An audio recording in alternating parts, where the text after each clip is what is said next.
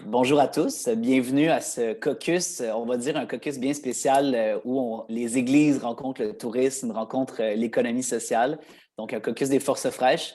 Rapidement, les forces fraîches, en levant la main, qui connaît pas ça? Bon, fait que ça va bien. Ah ben Monique, parfait. Fait que rapidement, en fait, l'idée des forces fraîches, c'est de favoriser la mobilité entrepreneuriale au Québec. Comme vous le savez, il y a plusieurs régions au Québec qui cherchent des manières de se vitaliser, de créer du dynamisme. Puis nous, on croit que les entrepreneurs, les porteurs de projets sont des leviers de résilience puis de développement économique, social, culturel des communautés. Puis ce qu'on espère, c'est de s'assurer que les porteurs de projets, les forces fraîches, qui sont soit déjà installés sur un territoire ou qui ont l'intention de s'installer sur un territoire, mais soient au courant, en fait, de la culture locale, des outils disponibles d'accompagnement, de financement, puis qu'ils puissent rencontrer des gens pour s'inspirer, s'outiller, puis développer leurs projets sur le territoire. Fait qu'on propose des caucus d'intelligence collective comme aujourd'hui pour inspirer, pour outiller, puis favoriser le maillage entre vous et avec les organismes socio-économiques culturels des 17 régions du Québec. Est-ce que vous avez des questions à date? Ça va? Super. Fait que sans plus tarder, ce qu'on va faire, c'est qu'on va se donner un 90 minutes. Ceux qui doivent quitter, ne vous inquiétez pas. J'espère que vous allez vous retirer le temps que vous êtes là. Donc, on va prendre 90 minutes ensemble. La première demi-heure, on a eu le plaisir, en fait, on a invité, on est très heureux d'avoir avec nous Romy Kenville-Girard, qui est la directrice générale de l'Auberge Jeunesse Magog Harford, qui est dans le presbytère à côté, en fait, dans la paroisse Saint-Patrice à Magog. Je vais laisser le plaisir d'expliquer. Puis ça fait un bout, en fait, qu'on veut l'inviter parce que c'est un modèle super intéressant d'économie sociale, de collaboration avec la fabrique, de l'importance, comme vous pouvez l'imaginer, de cohésion avec la communauté. Bref, beaucoup d'expériences à partager. Puis quand on se promène un peu partout au Québec, récemment, je suis allé, par exemple, au lac Saint-Jean, à Métabetchouan. Il y a plusieurs églises qui sont sur le bord de fermer. Ils ont des super beaux presbytères. Bref, c'est un modèle super intéressant, super inspirant. Fait que Romy, merci beaucoup d'être là pour en parler avec nous. Ça me fait plaisir. Fait qu'avant de commencer, question, faut se rappeler, avant tout, les forces fraîches, c'est des humains, c'est des gens qui s'inspirent non seulement par projet, mais aussi qui ont envie d'être bien dans la vie. Fait que parle-nous un peu de ton histoire. Qui es-tu? D'où tu viens? Tu as grandi où? Tu as étudié où? Qu'est-ce qui t'a amené finalement avant l'histoire de l'auberge? On rentre dans la personne avant Oui, le qui sujet. es-tu? Dans le fond, moi, je suis une petite fille de la région des Cantons de l'Est. J'ai grandi ici. Pour ceux qui connaissent bien la région, dans le fond, je viens de village natal qui est de Ayerscliff, qui est un tout petit village de quelques habitants. Après ça, bon, parents séparés, fait que je me suis promenée encore dans la région. J'ai habité à Magog, j'étais à l'école secondaire ici. Je n'ai jamais vraiment quitté la région. Et aujourd'hui, je me retrouve à développer un peu ma ville, puis je trouve ça super passionnant. J'ai quitté la région pour aller étudier à Québec pendant 3 ans, dans le fond, le temps de mon bac.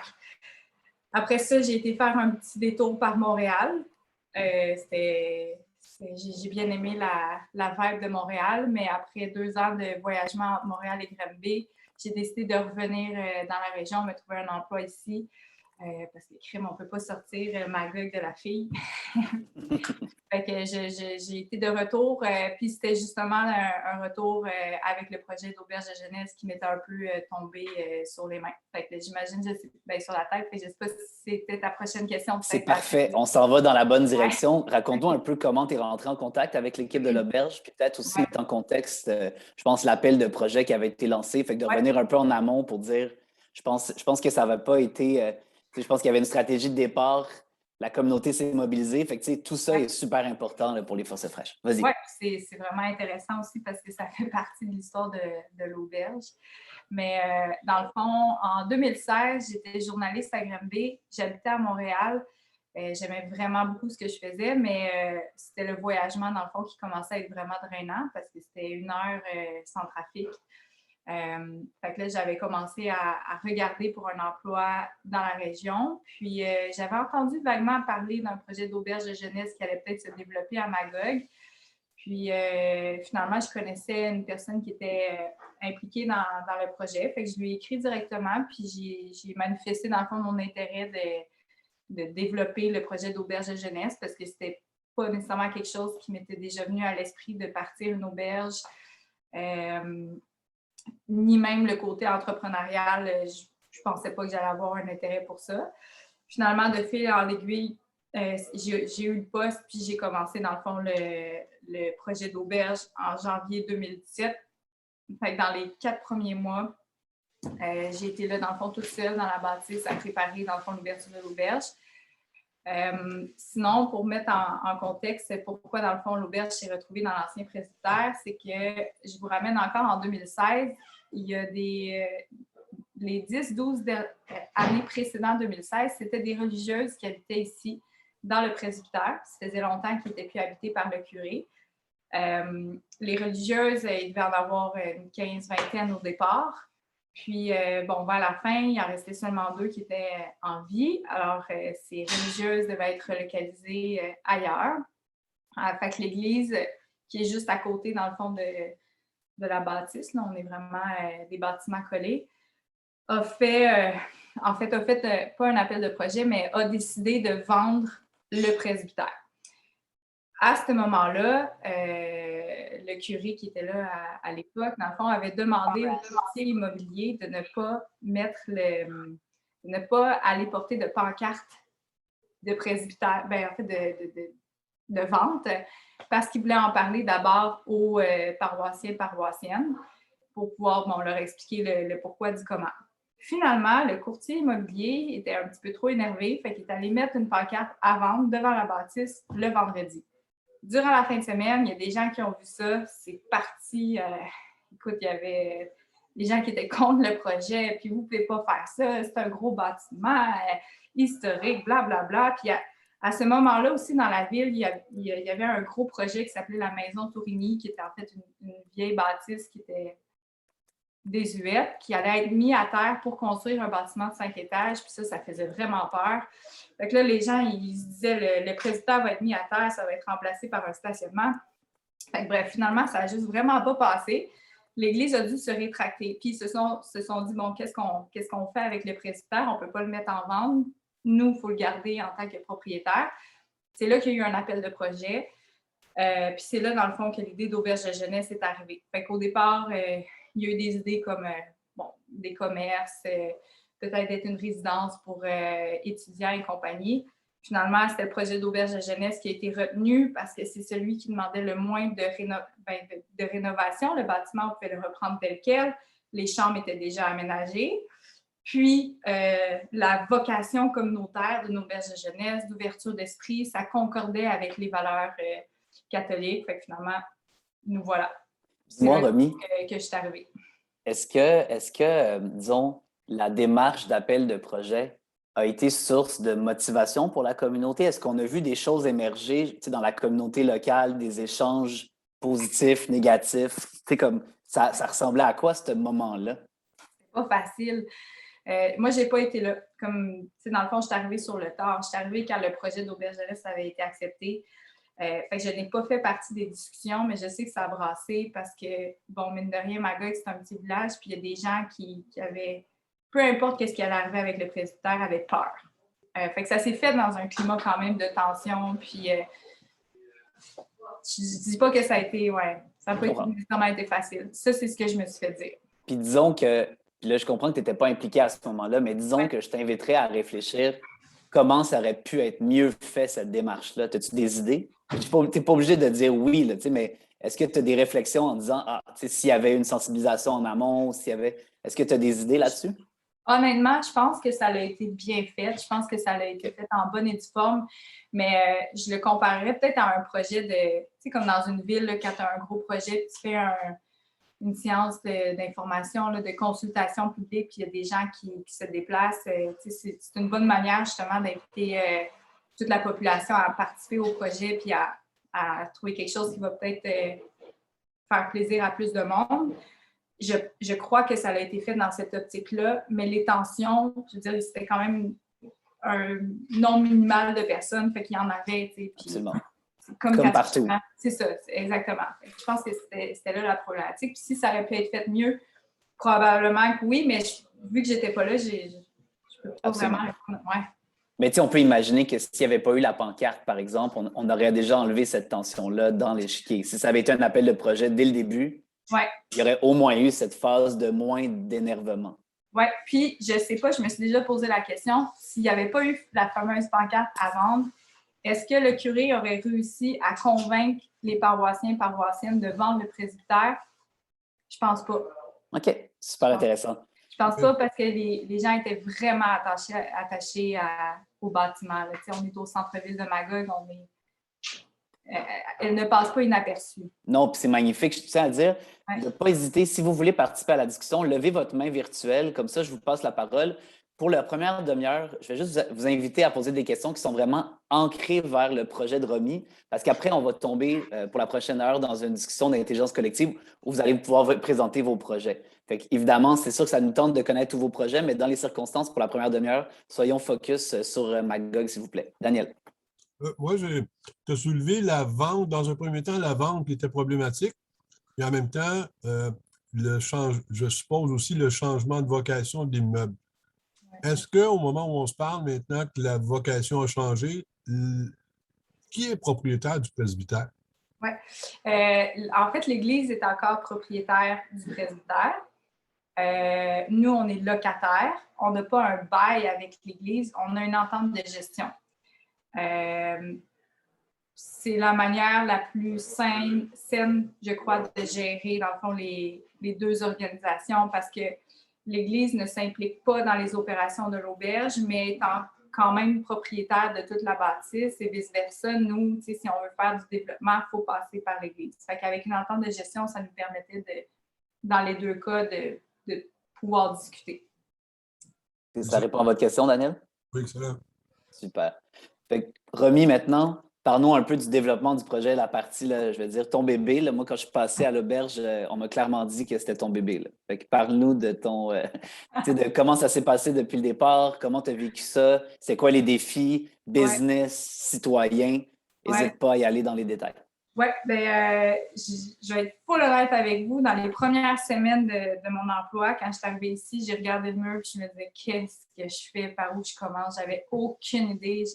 J'avais visité dans ma vie 2-3 auberges de jeunesse, mais c'était ma seule expérience avec ce type d'établissement-là.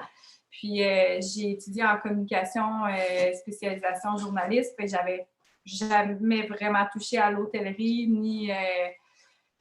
ni à la gestion de commerce. Fait que dans le fond, ça a pris du temps avant que je me l'approprie. Puis, ouais, OK, parfait. Il y avait quelqu'un dans mon dos, vous ne le voyez pas, mais sa présence me... On comprend ça, on est entre nous. Il s'en va, là, fait que là, ça va être plus facile de parler. Good. Oui, c'est ça. Fait que dans le fond, personnel, ça a été un bon défi, tu sais, de finalement me l'approprier. Puis, je dirais que ça a pris quand même une bonne année là, avant que je sois vraiment familière avec le concept d'hébergement, puis d'hôtellerie et touristique et compagnie. Puis après ça, c'était parti. Là, je suis tombée plus dans une phase de développement d'auberge. Puis, j'avais comme une meilleure vision à moyen et long terme, dans le fond, de l'auberge.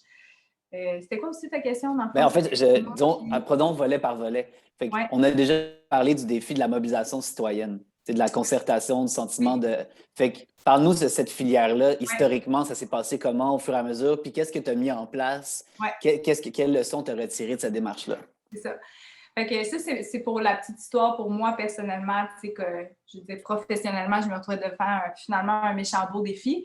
Puis au niveau de la communauté, bon, avec toute l'histoire qu'il y avait eu aussi en amont avec la vente du presbytère, puis bon, des gens qui s'opposaient au projet, il a fallu faire une belle opération séduction avec les gens de la ville.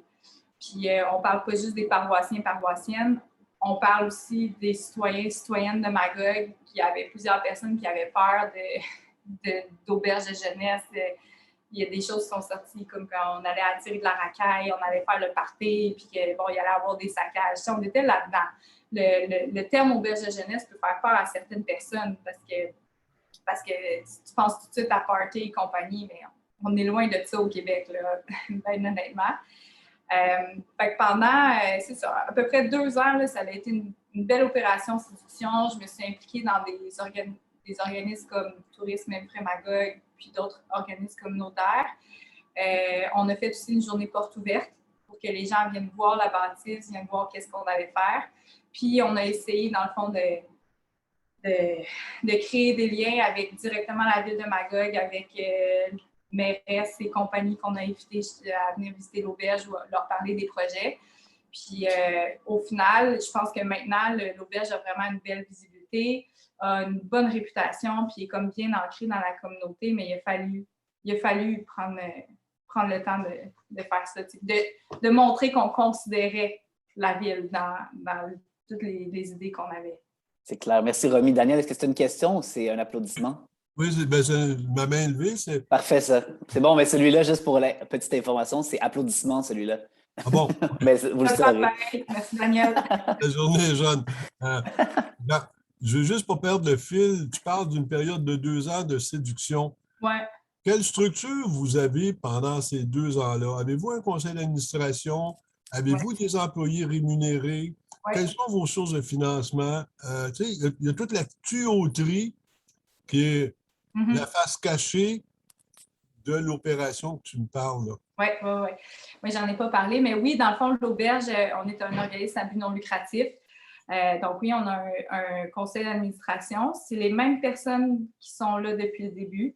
C'est des hommes d'affaires de Magog et je dirais que notre conseil d'administration est très informel. Fait qu'il n'y a personne ici qui vient mettre des grosses barrières. On est plus dans une optique de développement. Puis, si jamais il y a des idées qui sortent, le CA est là pour les appuyer. Puis bref, on travaille vraiment bien. Puis sinon, pour l'équipe d'employés, au départ, on était 4 employés. Maintenant, on est rendu 8. Mais il y a beaucoup de conciliation travail-études là-dedans. Fait qu'on a beaucoup plus d'employés qui sont aux études en ce moment, qui sont à temps partiel. Mais ça reste qu'on est une très petite équipe. Je ne pense pas qu'on va monter au-delà de 8 ou 10 personnes comme équipe vraiment planchée là, à l'auberge. Peut-être pour question de modèle d'affaires, disons. Ouais. Puis là, évidemment, tu n'as pas besoin d'ouvrir tous les livres, là, mais je pense que ça serait intéressant de savoir à quel moment vous êtes devenu, est-ce que vous êtes devenu rentable, est-ce que vous avez réussi à nécessiter moins de financement, puis en chemin, comment vous avez monté votre financement? Parce que tu me dis que tu as passé une couple de mois à développer le projet, donc il n'y avait pas de revenus. Fait que c'est qui payait pour cette partie-là? Tu n'es pas obligé de le dire, mais on va prendre toute l'information. C'est ultra confidentiel, non? Mais encore là, le démarrage de l'entreprise puis le financement, c'est honnêtement, il y a quelque chose de particulier qui a été fait, mais on va dire en bon terme qu'on a eu dans le fond une subvention privée pour le démarrage de l'auberge. Puis on n'est pas allé chercher on n'a pas eu de subvention de MRC ou quoi que ce soit. Fait qu'on a été pas mal loup solitaire grâce à la subvention privée. Puis après 2 ans, on a réussi à rentrer à être rentable. Puis tant mieux, parce que depuis ce temps-là, on est capable d'être autosuffisant. Le COVID, évidemment, nous a quand même mis des bâtons dans les roues parce que juste avant le COVID, on était vraiment sur une belle lancée. Là. La basse saison, haute saison n'existait pratiquement plus. Wow. L'été, pour vrai, on pourrait rester assis sur notre sofa puis pas faire aucun marketing, puis il va quand même avoir des gens qui vont passer. À Magog, il y a un problème de place en hébergement, en partant. Puis c'est une région qui est déjà touristiquement très attrayante. Fait qu'il y a quelque chose de tout naturel qui se fait. Pour le reste de l'année, ça, c'était plus un défi, mais là, on avait été capable d'aller chercher des groupes sportifs qui venaient, qui louaient l'auberge ou des parties pour, mettons, la saison de Noël. Qu'est-ce qu'il y avait d'autre? Des voyages en long terme, des gens qui s'installaient pour 1 semaine, 1 mois. Fait que, bref, l'auberge roulait bien. Puis en plus, on avait pour la première fois beaucoup plus de voyageurs backpackers. Fait qu'on avait réussi, je pense, à tirer notre épingle du jeu, puis on avait des voyageurs de beaucoup d'Europe, mais on commençait à avoir des Australiens, des Allemands, en tout cas, tous des pays qui venaient un peu, mais là, c'était vraiment plus fréquent. Fait que le COVID est arrivé. Bon, les auberges de jeunesse, on a beaucoup écopé durant cette pandémie-là parce qu'on avait des consignes. Hugo, qui est dans la discussion, il pourrait vous en parler aussi, mais pendant un certain temps, les auberges de jeunesse, on était les seuls établissements hôteliers qui ne pouvaient pas opérer. Fait que, oui, on a eu droit à la subvention, je ne me rappelle plus des noms, là, mais celle de 40 000 du gouvernement, puis bon, une autre aide qui venait de la MRC. Mais sans ça, on n'a évidemment pas réussi à passer au travers. Fait que là, on est rendu juste à un défi d'aller rechercher la clientèle qu'on avait. On recommence encore avec une clientèle beaucoup plus québécoise, puis on essaie d'aller chercher encore des travailleurs long terme et des groupes. Mais je pense que pour l'année, en tout cas, on va attendre de voir les consignes, là, mais l'été prochain, l'autre année, là, on va peut-être se lancer un peu plus dans le retour des backpackers. Puis, en tout cas, j'espère retrouver une certaine normalité pour l'auberge. Mais financièrement, après 2 ans, on était rentable. Puis, c'est juste ça, c'est vraiment un bel indicatif pour les années à venir, COVID, pas COVID. Absolument. Merci, merci pour la question puis la réponse. Marc? Oui, merci Romy de la présentation. Puis je vais un peu dans l'esprit de David. Moi, je veux pas avoir de nom qui a financé, mais pour moi, c'est quand même important vu que ça fait 2 ans que je suis sur le développement de projet puis que j'ai financé moi-même le développement. Puis là, tantôt, tu parlais de subventions privées. Est-ce que c'était un don? Puis, tu sais, à ce moment-là, est-ce que c'était, disons, soit un de tes philanthropes de ton conseil d'administration? Est-ce que c'était dans cet esprit-là pour savoir spécifiquement, là? On va dire ça de même. C'était quelqu'un qui était impliqué au départ dans le conseil d'administration de l'auberge et qui était impliqué dans d'autres projets qui se développaient à ce même moment-là à Magog. Okay. Ça a été comme, disons que c'était un peu dans son investissement de responsabilité sociale en disant c'est très cohérent avec peu importe ce que je suis en train de faire en ce moment, mais business-wise, socialement. Fait que finalement, c'est un bon levier en se disant c'est quelqu'un qui est sensibilisé au projet, qui a des avantages économiques et sociaux à faire, puis finalement, vous êtes peut-être allé chercher au bon moment. C'est vraiment une question de contexte. C'était un projet, c'était une vision en fait pour la ville de Magog qui ont appelé ça, dans le fond, les îlots. Fait qu'ils développaient des îlots pour des commerces. Il y avait un autre îlot qui était pour des PME, beaucoup plus axé sur la technologie. Puis nous, on allait devenir l'îlot Saint-Patrice, qui allait être, dans le fond, l'hébergement pour ces personnes-là qui venaient s'installer. Fait que ça s'est comme impliqué dans ce projet-là, mais aujourd'hui même, les personnes responsables encore des îlots ne veulent plus entendre parler de nous. Puis c'est pas parce qu'on a été méchants et qu'on a fait des affaires, mais parce que ça a été drôlement géré par en arrière. Fait que je vous ai donné un peu d'infos, là, mais bref, les gens étaient impliqués dans notre conseil d'administration. Il y avait un fort intérêt pour l'auberge de jeunesse.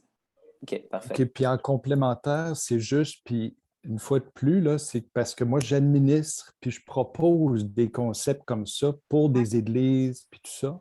Ouais. L'idée, c'est que ce donateur privé-là, a-t-il fait son don à l'Église pour avoir un truc de bienfaisance ou il l'a fait carrément, lui? Oui. C'est directement à l'auberge. Est-ce qu'il l'a fait? Il l'a fait à l'auberge, puis il l'a fait publiquement, officiellement, ou il l'a fait anonyme? Juste parce que c'est, tu dis ce que tu as envie de dire, là, Romy, juste que ça soit clair, tu n'es pas obligé, genre, c'est des questions. Non, mais s'il l'a fait anonyme, puis c'est ça, tu peux ne pas répondre, mais c'est juste parce qu'après, dans la promotion qu'on fait du projet, quand on a des donateurs qui se sont publics, ça donne un levier. Quand on en a, tu sais, c'est un peu dans cet esprit-là. Ça a été fait beaucoup plus de manière anonyme. OK.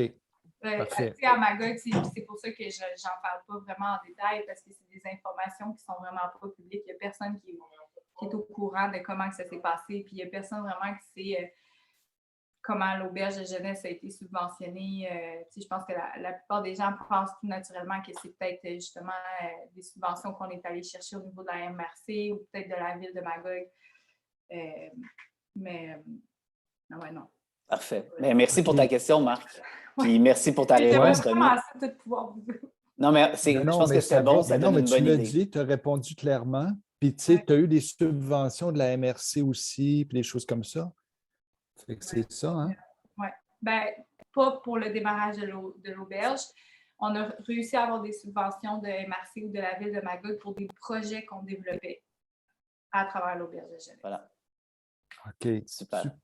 Merci de ta question, Marc. Très apprécié. Merci pour ta réponse, Romy. Ça a été parfait. OK, c'est bon. Martin, à toi. Si on continue sur la lancée du financement, dans les opérations, est-ce que vous demandez les subventions d'Employabilité Canada pour les étudiants, tout ça? Puis au démarrage, est-ce que vous avez utilisé les leviers de la finance solidaire, là? Je pense notamment au risque là, qui fait des prêts, tout ça. Est-ce que vous avez été là ou pas du tout? Pas du tout. En fait, quand je suis arrivée là, dans le projet d'auberge, moi, la partie financement, je m'entends en double, je ne sais pas qui. Si vous n'êtes pas en train de parler, s'il vous plaît, vous mettre sur mute, comme ça, on va éviter les. Thanks. Oui. Dans le fond, c'est ça, quand je suis arrivée, je me suis tout de suite lancée plus dans les opérations. C'était des priorités, dans le fond, que le conseil d'administration m'avait dit. Puis, bon, tu sais, il y avait de l'argent dans le compte. Puis, j'avais entendu parler du fameux financement privé qu'on avait eu, mais je n'ai pas été mis au courant dans tous les détails de comment ça a été fait. J'ai fini par l'apprendre par la banque, puis à vraiment finalement avoir une bonne tête sur comment ça s'était passé à l'auberge. Mais il n'y a pas de financement qui a été cherché auprès des organismes que tu m'as dit pour le démarrage. Par contre, en tant qu'OBNL, on est allé chercher d'autres types de subventions pour des emplois étudiants. Et puis ça, c'est très utile là, quand tu as un organisme à but non lucratif ou que tu es en économie sociale. Fait que ça, il y a plusieurs programmes qui existent au Canada. On en a fait, disons, 3 ou 4. Je ne les connais pas toutes, mais il y a vraiment une belle ressource pour les OBNL en termes de subventions étudiantes ou... Absolument. En fait, je vais peut-être faire une petite plug, mais Martin est comme un expert du financement d'OBNL. Ah! Donc, tu sais, fait que là, en fait, c'était plus ces petites passes qu'il est en train de te faire en forme de questions. Martin, si tu veux m'envoyer une belle liste par courriel, ça va vraiment me faire plaisir d'aller en découvrir des nouvelles. Non, mais c'était pas une passe. En fait, je trouve ça vraiment intéressant. Le modèle de financement du projet comme ça, c'est très, très, très rare que j'entends parler d'un OBNL qui démarre sans subvention, sans prêt. C'est exceptionnel, là. Félicitations, chapeau, parce que, tu sais, une subvention, ça vient avec des redditions de comptes, des attaches, des lots au niveau bureaucratique. Puis un prêt, ben, il faut le rembourser à un moment donné. Puis, tu sais, il y a des super beaux outils qui existent au Québec. Ouais. Si tu peux partir avec un don comme ça, bon, peut-être que ça a été fait dans un contexte un peu bizarre, mais tant mieux pour l'auberge, ça vous a quand même donné un levier dès le départ. J'ai quand même à souligner peut-être un truc qui est nommé là-dedans, mais qu'on ne met pas sur la table. Je pense, je lis entre les lignes que l'on parle d'accès au logement. Vous le savez tous, il y a des crises du logement puis de l'accès au logement dans toutes les régions du Québec. Mm-hmm. Donc, ce que j'entends, c'est que dans le cas de cet îlot-là, l'auberge était le partenaire hébergement pour accueillir, bref, d'autres services qui sont en train de se développer parallèlement à ça. Je nous invite à garder ça en tête parce que un des principaux obstacles du développement de plusieurs régions au Québec, c'est l'accès au logement actuellement. Ouais. Donc, justement, là, il y a comme une règle de 3 qui est en train d'être mise, c'est-à-dire s'il y a un projet de revalorisation d'un patrimoine religieux pour en faire un espace d'hébergement, ça vient répondre à un besoin économique criant. Donc, le partenaire économique du coin qui a avantage à attirer de la main-d'œuvre à court, moyen terme serait probablement intéressé à mettre de l'argent pour rendre accessibles ces hébergements-là. Je ne sais pas si, Romy, ça fait du sens ce que je suis en train de dire. Oui, bien, si j'ai le temps, je pourrais même parler un petit 2 minutes de justement notre réalité de logement social à Magog. Mais je te propose, hold that thought, question que Pierre-Claude pose sa question, à moins que ça soit aligné avec ça. Puis je veux m'assurer qu'on revienne avec ça tout de suite après. Pierre-Claude, Est-ce que tu veux poser ta question ou on envoie Romy sur cette piste-là? Bien, en fait, moi, c'était juste pour faire suite aux différentes questions qui ont été posées. Juste savoir, par rapport au modèle économique, tu as combien de chambres? Oui. Alors, j'ai 16 chambres pour un total de 52 places. On a seulement 2 dortoirs. Et toutes les autres chambres, ce sont des chambres privées pouvant accueillir de 1 à 5 personnes. La réalité à Magog, c'est qu'on a beaucoup plus de familles qui viennent nous rendre visite ou des couples. Fait qu'au départ, on avait beaucoup plus de dortoirs, mais on les a transformés en chambres privées. Puis en ce moment, dans le fond, les 14 places de dortoir puis les 14 chambres privées, c'est ce qui répond mieux à la demande. Si jamais on retombe peut-être dans un retour de voyageurs internationaux d'ici 2-3 ans, ça se peut qu'on reconsidère de rajouter des places en dortoir. Oui, ça serait le fun. On va prier le bon Dieu. Oui. Puis, justement, par rapport aux limites physiques de l'auberge, là, nous, le presbytère, on ne va jamais pouvoir acheter un étage pour pouvoir avoir plus de chambres, puis on ne va jamais non plus monter nos prix de manière extrême parce que c'est le principe des auberges jeunesse, d'offrir un minimum de services pour un prix bas. Après 2 ans, on s'est assis, on s'est dit, bon, comment est-ce qu'on peut peut-être augmenter la rentabilité de l'auberge? Et c'est là qu'on a pensé à l'intégration d'un café. Alors, on a un tout petit café dans l'auberge qu'on a appelé le Café Les Estries. On lui a donné un autre nom pour que ce soit clair que tu pouvais venir, dans le fond, prendre un café sans être à l'auberge. Puis, nous, on avait des employés durant la journée qui se tournaient un peu les pouces, dans le sens que tous les voyageurs durant la journée sont sortis à l'extérieur et ils sont en train de profiter des attraits touristiques. Fait qu'on s'est dit, bon, les consommateurs de café viennent durant la journée pour travailler, s'asseoir, discuter. Puis, on n'avait pas de bon café à Magog. Fait qu'on s'est dit, on va offrir un bon café à Magog. Puis effectivement, c'est ça finalement qui est arrivé.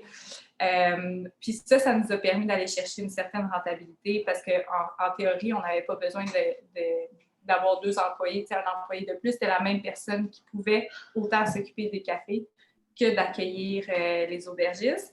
Maintenant, on est rendu avec un beau problème. Le café est rendu très populaire et très apprécié. Fait que là, maintenant, on a plus d'employés sur le plancher pour justement répondre à la demande. Mais je crois que la cohabitation café-auberge de jeunesse ou espace coworking auberge de jeunesse, ça devrait être comme ça dans pratiquement tous les établissements. Peut-être ceux en dehors des grandes villes comme Montréal, Québec, là, mais c'est un modèle que je suggère fortement. C'est majeur ce que tu viens de dire, Romy, parce que le modèle du coworking seul a un gros problème de pérennité. Ouais. Mais puis là, tu sais, je lance un peu la réflexion à Monique parce qu'elle est en train de réfléchir à la revalorisation de patrimoine sur son territoire. Ce qui est vraiment intéressant là, c'est que tu sais, votre projet à Magog est né dans un écosystème qui était déjà relativement dynamique. Mais si on enlève le volet qui a déjà de l'attractivité, donc tu sais, qu'il y a déjà une espèce de foisonnement puis qu'il y a un volet d'acceptabilité sociale vraiment important, on parle quand même du développement d'une communauté, c'est-à-dire d'un bâtiment central avec plusieurs problématiques sociétales qui sont répondues à travers de l'espace, c'est-à-dire le coworking pour mettre en réseau les travailleurs, créer un espace d'accueil, l'hébergement qui répond à un besoin touristique, mais qui répond aussi à un besoin. Puis là, j'aimerais ça t'entendre là-dessus sur l'attractivité entrepreneuriale, l'attractivité des travailleurs, etc. Et le café comme centre communautaire, tu sais. Fait que j'aimerais juste t'entendre sur, est-ce que vous étiez peut-être sensible à ça, au développement, où c'est arrivé assez naturellement que vous êtes, il y a eu ça l'auberge, après il y a eu le café. Ben là, on va faire des spectacles parce que c'est ça que les gens veulent. Tu sais, puis est-ce que rétroactivement, tu dirais comme maintenant, tu le vois un peu, genre, puis je serais curieux de t'entendre ça. Ça serait quoi les bonnes étapes à faire, tu sais, pour dire, mais comme ça, c'est un outil, il y a le café, il y a les spectacles, tu sais, il y a l'auberge, il y a ci, ça. Puis on le voit que ça crée un sentiment de communauté. Je te relance là-dessus. Oui. Bien, encore là, tu sais, je vais décrire un peu ma personnalité, là, mais moi, vous l'avez peut-être remarqué, mais je suis vraiment plus du type cowboy, de me lancer dans quelque chose puis de l'essayer. Il y a de la réflexion, mais je ne vous dirais pas que pendant 2 semaines, on a fait un plan d'affaires par rapport au café. Fait que tous les projets qu'on a développés, finalement, d'enlever des places en dortoir, de mettre plus de chambres privées, de développer un café, d'organiser des spectacles extérieurs, de nous impliquer dans la communauté au niveau du logement social, tout ça, c'est venu tout naturellement dans le projet d'auberge. Puis après ça, c'était de bien orchestrer le tout. Puis il y a une femme qui vient de temps en temps à l'auberge. Puis elle a dit que l'endroit ici était parfait dans son imperfection, puis c'est exactement ça. C'est l'âme de la bâtisse, c'est l'âme que les religieuses ont laissée, j'imagine. Fait que c'est de même que tous les projets se sont développés, bien honnêtement. J'aurais voulu vous dire, hey, non, j'y ai pensé, puis on a été super stratégique, puis on a fait des gros plans de marketing, pas tout. On l'a essayé. Puis ce que tu as dit, tu sais, je pense que tu dis que tu es cow-boy, mais moi, ce que j'entends, puis disons, je pense qu'on a peut-être ça en commun, c'est la sensibilité à la dimension communautaire des choses. C'est-à-dire que tu étais au feeling de ce qui se passait au niveau de l'accueil, mais tu étais aussi au feeling de ce qui se passait sur le territoire. Puis là, on ne peut pas aller.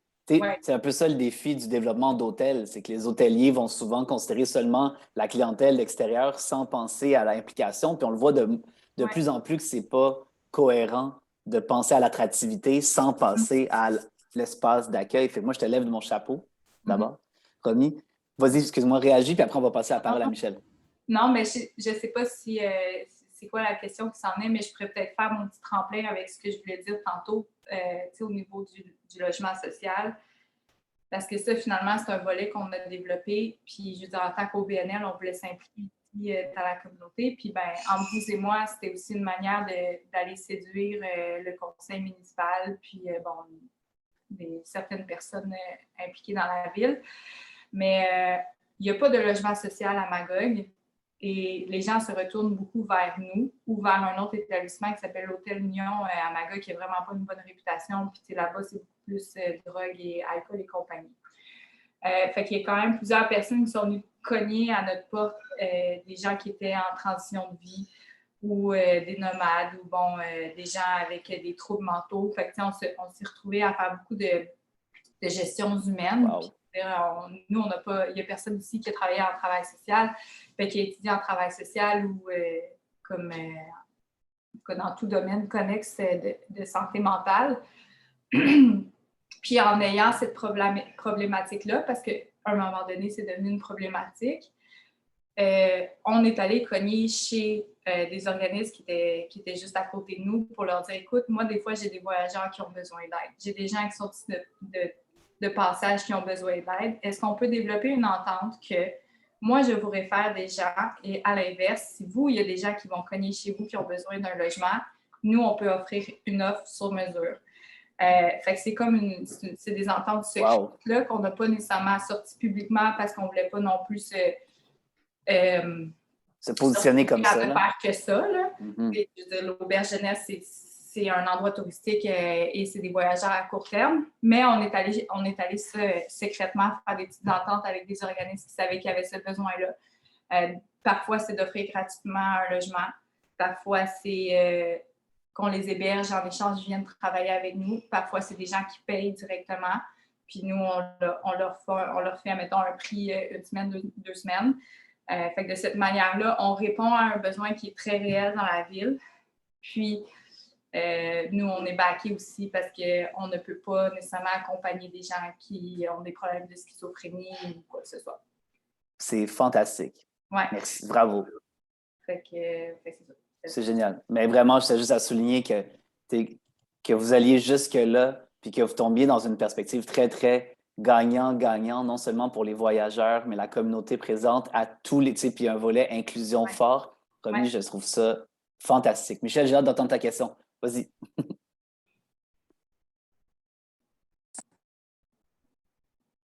Vous êtes encore sur mute. Il faut juste cliquer sur le micro. Voilà. Il y a eu un petit délai. C'est l'iPad à mon chum. Je m'excuse. Pas de problème. On est tous dans le même bateau. Ça va. Oui, bravo, vraiment. C'est vraiment intéressant, cette ouverture-là. C'est fantastique. Je trouve ça vraiment génial. Moi, ma question, là, ça concernait plus le bâtiment comme tel. Je me demandais si, étant donné, là, je comprends que ça appartient toujours à la fabrique, est-ce que ça veut dire que tous les travaux de rénovation, d'entretien, tout ça, c'est la fabrique qui s'en charge, puis vous payez comme un loyer ou... Oui, mais en théorie, sur papier, on ne l'appelle pas loyer, on appelle vraiment ça frais de gestion parce qu'on a une entente de gestion qui venait simplifier, dans le fond, nos relations justement avec l'Église. Fait que tous les mois, on envoie un montant justement pour nos frais de gestion. On paye aussi l'électricité et le chauffage. Puis si jamais il y a des travaux à faire vraiment sur le bâtiment, bien là, c'est de demander à l'Église qui, eux, ont un homme à tout faire qui s'occupe de l'Église qui est juste à côté. Puis dans le fond, ils s'occupent encore du presbytère. Fait que, mine de rien, le bâtiment date de 1891. Il n'est pas, je sais qu'il y a plusieurs chartes, là, en fait, des critères de reconnaissance du patrimoine. Il n'est pas dans la high, les grands standards, mais il est comme sur la coche juste en dessous. Fait que tout ce qui est refait de l'extérieur doit correspondre à dans le fond, ce qui est d'origine. Alors, l'Église est vraiment responsable de ça. OK. Fait que même quand vous faites, mettons, des ajustements parce que vous transformez les dortoirs en chambre ou vice-versa, c'est aussi l'Église qui... Non, on s'en occupe. Si c'est, parce que, je veux dire, on va jamais... on va revoir l'équipement qui est à l'intérieur. Nous, on en est propriétaire de l'équipement. Mais je donne un exemple. On a des portes coupe-feu dans l'ensemble de l'auberge. Puis, en ce moment, les portes coupe-feu, il y a toute une petite problématique qui ferme toutes mal. Mais ça va appartenir à l'Église. Fait que moi, dans le day-to-day, ce que je fais souvent, c'est juste, je note dans le fond des petits défauts que je vois dans l'auberge. Si, mettons, il y a des douches qui coulent et compagnie, puis je finis par envoyer un courriel et je leur demande, dans le fond, de venir faire une vérification et de venir réparer. Ça fonctionne bien. C'est sûr que cette méthode-là allonge un peu parfois les processus. Mais l'Église est très consciente puis veut garder le bâtiment en bonne et due forme. Là, fait que, ça se passe quand même bien. On a un gros dossier avec eux en ce moment qui est la climatisation. Fait que ça aussi, dans le fond, c'est plus du ressort de l'Église, mais c'est une très grosse dépense parce que c'est quand même un bâtiment de 3 étages. Il faudrait probablement installer, je ne suis pas une spécialiste là, de climatisation, là, mais bref, il y a une grosse affaire à faire. Puis, tu sais, on parle de travaux de 20-30 000 $. Fait que là, tu sais, c'est de prouver en ce moment ce qu'il faut faire pour avoir la climatisation. Eux, ils nous ont demandé de leur fournir des prévisions financières pour les 3 prochaines années pour être certain qu'au final, ça va devenir rentable d'investir, dans le fond, dans la pose de climatisation à l'auberge. Mais entre vous et moi, il fait 34-38 degrés des fois dans les chambres au 3e étage. Puis moi, je suis plus dans un souci, vous ne comprenez pas. Je pense qu'il va falloir arrêter de louer ces chambres-là au 3e étage en plein été quand il y a des canicules parce que c'est invivable, c'est insupportable. Rendu là, je pense qu'on a une responsabilité sociale. Mais bon. Absolument. Puis, absolument. Peut-être un dernier point. Oui, ça va, Pierre-Claude? Est-ce que tu m'entends pas? En fait, je pense que Daniel avait une question. Oui, bon point. Absolument. Daniel, vas-y, à toi. En fait, dans le dernier bout, j'ai eu passablement de réponses à ma question, justement, parce que moi, je considère qu'on a un portrait d'une situation qui est quand même privilégiée, parce que des fabriques en bonne santé financière, ça ne court pas les rues. Ça donne un support incroyable là, dans ma lecture, dans votre gestion, dans vos coûts d'opération. C'est pour ça que... Mais ça a répondu. Là. Je voyais une distorsion avec ma situation.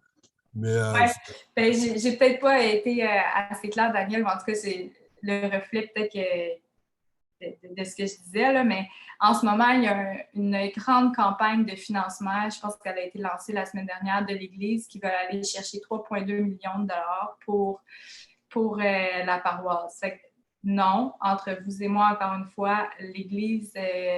en tout cas, la communauté religieuse ici n'est pas en très, très bonne santé financière. Puis c'est là aussi que c'est pour 20-30 000 $ de climatisation, pour eux, c'est une très, très grosse demande. Puis ce que j'ai compris aussi dans les faits, c'est que l'Église, dans le fond, allait chercher ses sources de financement avec les baptêmes, mariages et compagnie, qui a été arrêté durant le COVID. Aller chercher une bonne source de financement avec leur campagne de pain Caritas, qui n'a pas pu avoir lieu. Puis avec le stationnement, qui était dans le fond, ils ont un grand stationnement, puis ils louent des espaces 5 puis ils louent des espaces à des travailleurs tout autour, ce qui a arrêté en bonne partie aussi durant le COVID. Fait que finalement, il y avait nous qui étaient leur seul locataire, leur seule source de financement. Fait que non, ça vole pas haut. Donc, avez-vous eu une réflexion sur un plan B en cas de détérioration financière de la fabrique? On n'est pas là. OK. On n'est pas là encore. Bonne question. Je souhaite question. ne pas y être, mais c'est la réalité de plusieurs paroisses au Québec. Ouais, Absolument. tout à fait. Mais tu sais, je vous dirais, je ne vous cacherai pas que le concept d'être un organisme à but non lucratif, puis d'être locataire de la bâtisse, puis de pouvoir s'impliquer dans le fond dans la communauté, puis dans la ville, c'est super. Mais moi, je me dis peut-être qu'un jour, le presbytère va être mis en vente. Tu sais, je suis consciente qu'il va peut-être avoir cette réalité-là, puis je me croise les doigts en me disant, j'espère que la personne qui va acheter ce bâtiment-là va vouloir conserver l'auberge de jeunesse à l'intérieur, mais ça se peut peut-être que l'Église un jour soit rendue là dans leur réflexion. Je ne pense pas que c'est le cas pour l'instant, mais c'est fort possible. Merci. Plaisir. Merci, Daniel, pour ces bonnes réflexions. Merci, Romy. Martin? Je voulais faire du pouce sur la question de Daniel qui est très pertinente. Tu sais, si la fabrique a un jour le plan de vendre le presbytère, tu sais, probablement que la première personne ou les premières personnes à qui elle va s'adresser, c'est vous. Puis, tu sais, je pense, considérant la situation dans laquelle vous êtes, vous pourriez très bien considérer sérieusement l'acquisition de ce presbytère-là. Puis, il y a des financements qui existent pour l'acquisition d'immeubles au Québec. Puis, à ce moment-là, je vais t'écrire pour te demander. C'est ça. Une gratuite. Parfait, ça, j'aime ça. Puis, tu sais, je tiens à souligner un peu, puis Romy, d'abord, moi, je te remercie pour ta franchise. Tu sais, je pense qu'on pourrait partir dans cette discussion-là à fond parce qu'il y a beaucoup encore de points qu'on aimerait souligner. Puis j'aimerais beaucoup ça, qu'on ait la chance de présenter un petit peu chacune des personnes qui sont ici avec un défi parce que le but, c'est d'échanger. Ceci étant dit, c'était super intéressant comme présentation et merci d'être allé aussi dans l'humain parce que tu nous as fait comprendre que à la base, tu n'étais pas là pour entreprendre, tu étais là, c'était une opportunité qui t'est présentée. Finalement, tu as embarqué avec ton approche un peu cow-boy, de prototyper au fur et à mesure, puis avec ton instinct, tu as développé une communauté, puis un service, autant un service touristique qu'un service social, plusieurs aspects d'une communauté. Puis je pense à Monique, je pense à Daniel, je pense à n'importe qui sont en train de réfléchir au développement à la revalorisation d'un bâtiment patrimonial puis au développement d'initiatives à impact dans leur communauté. Vous vous rappelez que des Romy, Kenville, Girard, ils existent dans votre territoire ou comme Romy qui a quitté plusieurs années à Québec. J'ai bien compris, Romy, que tu n'as toujours jamais vraiment quitté. Mais tu sais, on voit beaucoup des gens qui ont quitté pour aller étudier puis qui ne demandent que ça, de trouver un projet structurant qui leur permettrait de pouvoir mettre leur qualité professionnelle et personnelle au service de leur communauté. Et les bâtiments patrimoniaux, de ce qu'on connaît à travers les forces fraîches, c'est que c'est un levier d'attractivité super intéressant pour donner un sentiment d'appartenance à un porteur de projet comme Romy. Je ne sais pas si Romy, ce que je dis, ça fait du sens. Ah oui, tout à fait. Tout à fait. Puis, tu sais, c'est des porteurs de projets comme moi qui sortais fraîchement de l'université. Je trouve personnellement que c'était vraiment un beau projet puis une belle opportunité que j'avais parce que je tombais dans de l'entrepreneuriat sans nécessairement, moi, personnellement, avoir à investir. Je me suis quand même approprié le projet puis j'ai tout fait en sorte pour que ça marche puis que l'auberge soit rentable. Mais je n'ai pas mis mon argent en jeu. C'est pas moi qui est allé mettre 50 000 pour financer l'achat des premiers lits et compagnie. Fait que c'est une belle opportunité. Puis je pense que en ce moment, dans le fond, on est en train d'engager une Romy numéro 2, là, en fait, une personne qui va venir prendre les opérations. Puis c'est beaucoup des jeunes, justement, qui sortent de l'université puis qui ont soif d'entrepreneuriat puis qui veulent justement avoir un projet pour eux. Fait que oui, c'est vraiment, ça existe. Ça existe, puis on en voit, à travers les Forces fraîches, on a rencontré des Amélie dans la Métis, puis des Pilous à Saint-Adrien. Même si c'est des villages de 100, 200, 300, 400, 500 habitants, s'il y a une ouverture de la communauté locale, puis il y a des actifs comme un patrimoine à revaloriser, je vous garantis qu'il va y avoir une remise qui va émerger puis qui va vous arriver avec des initiatives que vous n'avez pas pensées. C'est un peu un message que je vous lance. Est-ce que Romy, tu restes avec nous pour encore un petit 45 minutes? Es-tu game? Ouais. Super. Fait que ce que je propose, c'est qu'on va faire un tour de table. Monique, je vais vous donner la parole en premier parce que je sais que vous quittez dans 7 minutes. Je vous demande de résumer un peu votre projet, donc sur quoi vous travaillez et un défi que vous avez. On n'y répondra pas peut-être tout de suite, mais peut-être qu'il y a quelqu'un ici qui aura le goût de vous rejoindre après. Puis le but, c'est qu'on va faire le tour d'une table. Je vais peut-être laisser une personne répondre au défi, peut-être 2 par personne, puis on essaie de faire le tour en 2 minutes par personne. Est-ce que Monique, je vous passe la parole, Michel, après. Ça marche, Michel?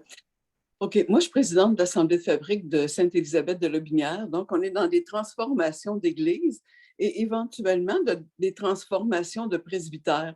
Nous, ce qu'on veut, contrairement à ce qui s'est passé à Magog, on ne veut pas rester propriétaire. Les fabriques sont maintenant propriétaires de plusieurs églises, plusieurs presbytères. Donc, l'idée, c'est de passer la main, comme de lui vendre entre autres à des municipalités qui prendraient des projets comme ça.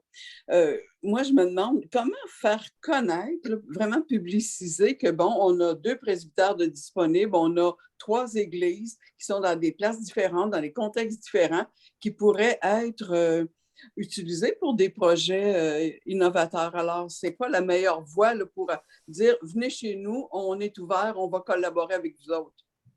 Je vais laisser une personne répondre, puis après, je vais prendre la deuxième réponse, si possible. Est-ce que quelqu'un a le goût de répondre à ça? Daniel. D'emblée de jeu, le Conseil du patrimoine religieux du Québec est un excellent partenaire dans des orientations, c'est ça. Vous parlez de plusieurs unités, ça devient une problématique pour une même municipalité. C'est pas facile. Parfait. Merci, ça touche Daniel. des municipalités différentes, ça c'est une chance, ça peut permettre à des joueurs différents de s'impliquer. Puis on est déjà en lien avec le Conseil du patrimoine religieux qui est un bon partenaire, mais il ne fait pas nécessairement connaître les opportunités qui pourraient s'offrir dans nos communautés. Et je pense que c'est un des gros problèmes parce que moi aussi, je pense qu'il y a des personnes qui cherchent, puis il y a des offres qui se font, mais il n'y a pas de match entre ces gens-là. Puis moi, je cherche une façon de faire ce lien-là. Fait que je vais être obligé de, Monique, si c'est possible de mettre votre courriel dans le chat, parce que dans le fond, comme on en a parlé rapidement, mais la mission des Forces fraîches, c'est de faire ce match-là. Si vous n'avez pas les porteurs de projets sur votre territoire, nous, ce qu'on croit, c'est que si c'est présenté adéquatement, puis qu'il y a aussi une médiation culturelle qui est faite, c'est-à-dire de savoir exactement ce que vous recherchez aussi dans votre communauté. On n'enverra pas un développeur immobilier qui fait des condos matchés avec une communauté qui veut garder, on s'entend? Fait que si on est capable de prédéfinir les objectifs du territoire, c'est-à-dire, nous, ce qu'on veut développer, c'est une communauté des jeunes familles ou bref, puis s'organiser pour que ce projet-là soit déjà valorisé en amont comme un projet pour les jeunes familles ou pour technologique ou pour agricole. Parce que je pense à Marc qui travaille avec les paradis agricoles, que dans sa mission, c'est de créer des fermes agricoles en lien avec des bâtiments patrimoniaux. Fait qu'il y a des modèles d'affaires technologiques qui peuvent être maillés. Donc, ce que je vous propose, Monique, si vous voulez mettre votre chat, on pourra en reparler. Puis j'invite tout le monde si vous avez des idées. Parce que je ne sais pas si ça résonne pour vous, mais ces bâtiments patrimoniaux-là, j'ai envie d'entendre les jeunes ici ou n'importe qui dire oui, ça nous appelle, ou j'ai vu des exemples de jeunes qui ont envie de. Vas-y, Marc. Moi, je ne suis pas vraiment jeune, là, genre 60. On est tous jeunes dans notre cœur. L'idée, c'est que. Oui, tout à fait, David. Mais Monique, je sais que pense à Lotbinière. Déjà, nous, dans notre équipe, il y a la responsable coordonnatrice là, du pôle agroalimentaire de Lotbinière, Geneviève Bouchard, qui habite à Saint-Lambert, tout ça. Fait que l'idée, c'est que nous, on est là pour ça, là. Fait que ça serait de faire un suivi. Puis oui, vous êtes sur une bonne plateforme pour offrir cette opportunité-là.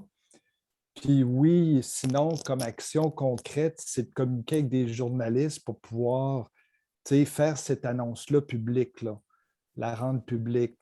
Fait que je ne suis pas mal sûr que ça va passer dans les journaux, là.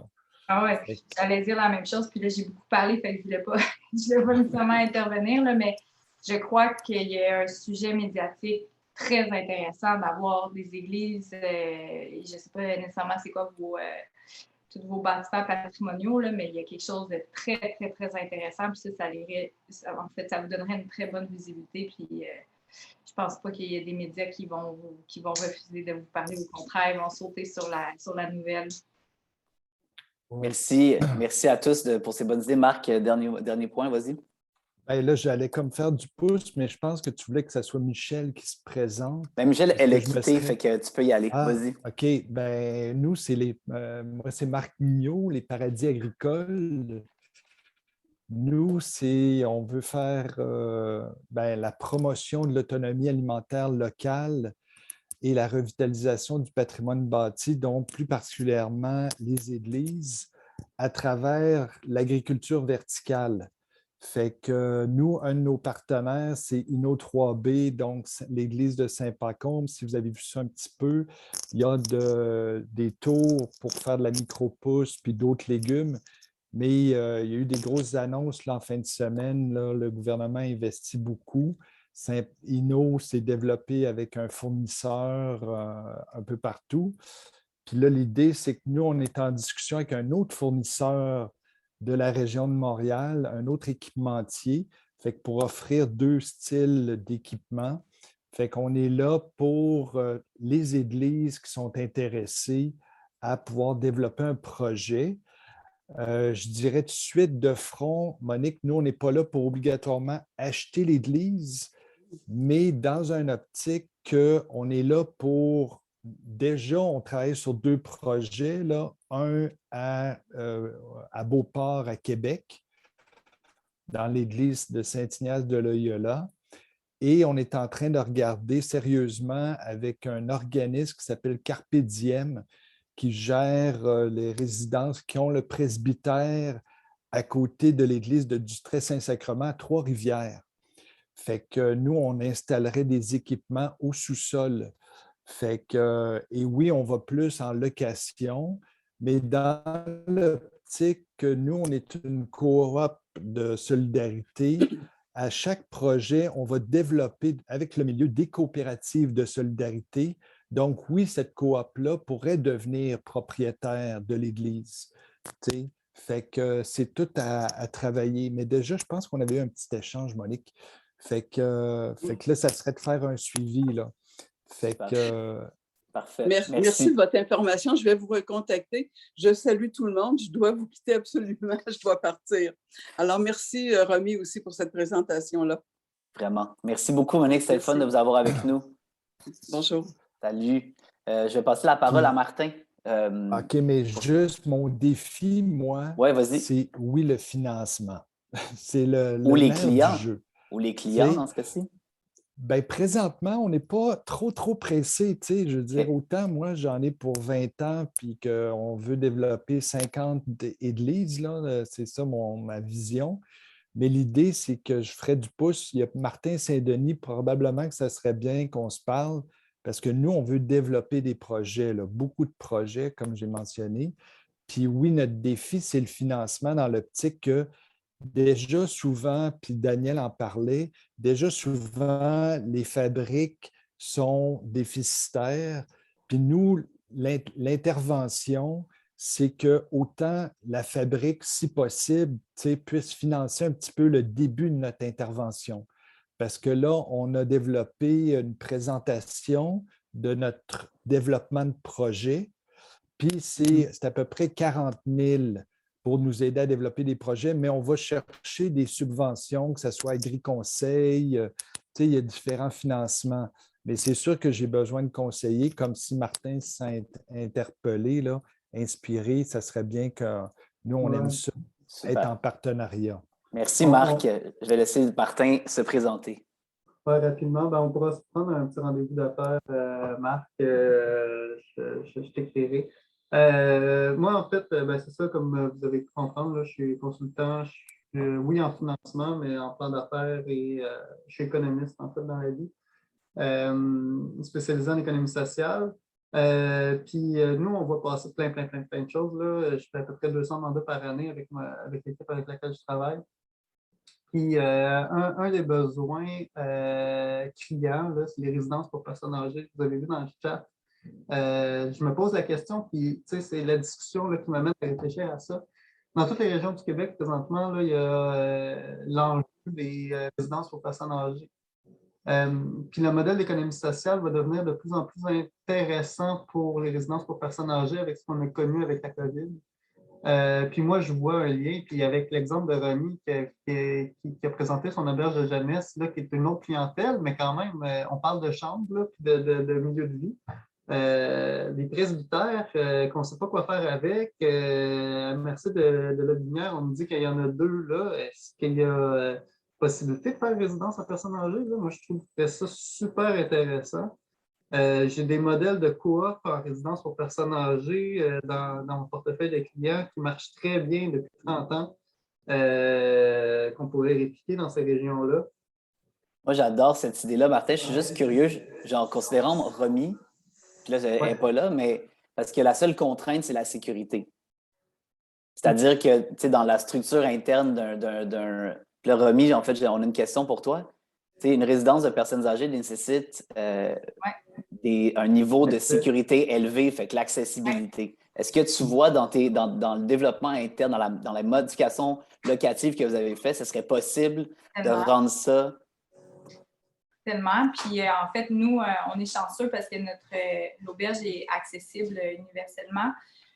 Quand les religieuses se sont installées, dans le fond, dans le bâtiment, il a fallu répondre à certains codes, justement, du bâtiment. Fait que tout a été mis à jour pour répondre aux besoins de, justement, un peu comme une résidence de personnes âgées. Là, nous, c'était spécifiquement pour des religieuses, mais tu sais, il y a un ascenseur qui a été ajouté, il y a des bars dans les corridors, il y a eu de l'ajustement dans les salles de bain pour justement permettre, mettons, des fauteuils roulants. Fait que oui, ça s'est très bien fait. Je pense que c'était quand même des gros travaux là, qui étaient évalués peut-être à 2 millions. Si on parle de 2006 à peu près, 2005-2006. Mais oui, ça se fait super bien. Puis je trouve que l'idée est vraiment bonne là, d'installer des résidences pour personnes âgées. Puis même, j'avais entendu parler d'un projet de résidence pour personnes âgées à Cowansville, mais dans une optique d'autonomie pour ces personnes-là, pour qu'elles restent actives, parce que, bon, je pense que dans les études, plus tu restes actif, moins tu dépéris. Fait que, tu sais... Martin, tu voulais poursuivre. Oui, merci beaucoup, Romy. La petite cerise sur le sundae, si c'est faisable, réalisable, puis on a des exemples intéressants. Récemment, il y a un gros fonds d'investissement qui s'intéressait à cette question-là aussi, qui cherche à trouver un modèle qu'on peut répliquer partout, qui peut faire du repeat business avec ça. Donc, puis c'est un fonds d'investissement privé. Donc, on verra. Si tu as une ouverture, Martin, moi, ce que je propose pour ça, on pourrait se faire une petite rencontre de travail. Romy, je ne sais pas si tu es game, juste échanger de ton expérience, échanger sur ce qui est possible. On pourrait l'ouvrir sur les forces fraîches autour de tout ça. Parce que dans une perspective où c'est quoi l'opportunité des presbytères, qui ont des presbytères disponibles, de se monter une liste de partenaires stratégiques early on, puis d'essayer de voir avec le fonds si on est capable de monter un projet du genre. Je ne sais pas si Martin, tu as une ouverture pour ça. Oui, ben on regardera, puis j'en parlerai aussi de mon côté à ma gang, hein, mais je pense qu'il y a un potentiel. Mais nous, disons, le lac Saint-Jean, je réitère, j'étais allé en vélo là-bas pendant l'été. Le nombre de presbytères, d'églises qui veulent... Il y a un prêtre sur 7 églises, donc chacun un presbytère avec 1 ou 2 frères, puis ils ne voient pas les options. Là. Fait qu'un modèle comme celui-là qui permet puis il y a eu des centaines de résidences pour personnes âgées qui ont fermé, surtout les plus petites en région, donc ça va tout dans les grands centres. C'est une énorme opportunité, problème, c'est super intéressant. Merci, Martin. Yeah.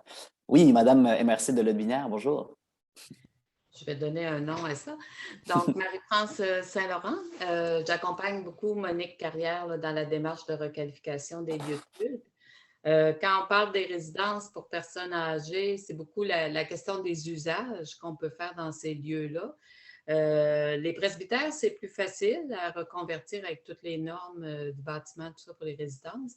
Dans un colloque auquel j'ai participé sur le patrimoine religieux avec le CPRQ, clairement, il y a un architecte qui disait « oubliez ça un peu dans les églises parce que là, c'est vraiment des volumétries très difficiles à adapter pour faire des résidences avec les normes actuelles. » Même qu'on a un projet, moi je suis arrivée un petit peu en retard, je ne sais pas si Monique en avait parlé, mais à Sainte-Agathe, il y a une volonté, à Sainte-Agathe-de-Lotbinière, il y a une volonté de regarder pour peut-être intégrer le projet de 40 places de garderie dans l'église. Puis le gros enjeu, ça va être de voir négocier avec les normes, les hauteurs des fenêtres, toutes les normes par rapport au ministère, plus pour la petite enfance et tout ça versus la protection du patrimoine. Ça fait qu'on est toujours tiraillé dans ces enjeux-là. Il y a un souhait chez nous, puis on a fait un colloque avec nos fabriques et les rencontres municipales pour sensibiliser à tout ce qui allait être excédentaire, beaucoup plus d'églises que de presbytères, parce que souvent, ils ont déjà été vendus pour payer le déficit. Puis là, on est rendu à vendre l'église. Et effectivement, la fabrique ne souhaite pas, Monique Carrière tantôt l'a très clairement mentionné, rester propriétaire et faire que de la location. Mais moi, ce que je trouve qui manque sur notre territoire, on a d'une part réussi par notre colloque sur notre MRC à sensibiliser les municipalités. Ils sont prêts à regarder quoi faire pour conserver l'église au cœur du village, dans le paysage, dans le noyau villageois, tout ça.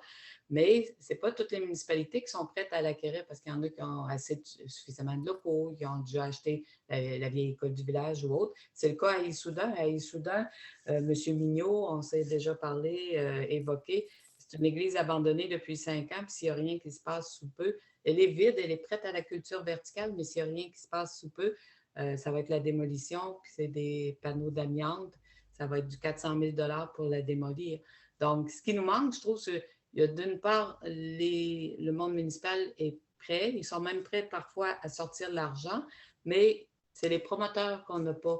On ne les trouve pas. On regarde présentement pour avoir un pôle culturel régional dans un des immeubles à Saint-Apollinaire.